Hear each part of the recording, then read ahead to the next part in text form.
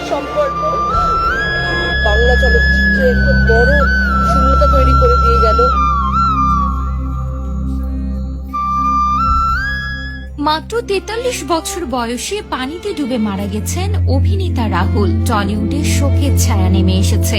হুট করে এমন জনপ্রিয় অভিনেতার মৃত্যুর খবরে স্তব্ধ হয়েছে টলিউড পাড়া।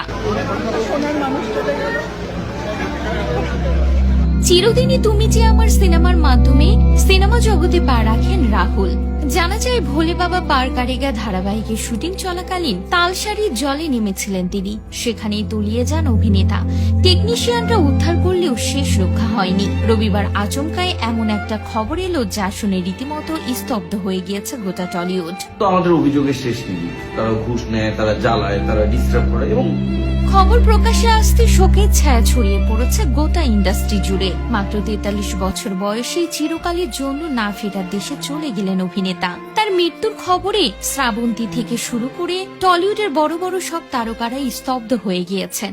কেউই বিশ্বাস করতে পারছেন না এই অভিনেতা এত তাড়াতাড়ি সবাইকে ছেড়ে চলে যাবেন। প্রসঙ্গত, চিরদিনই তুমি যে আমার সিনেমার হাত ধরে জনপ্রিয়তা অর্জন করেছিলেন রাহুল।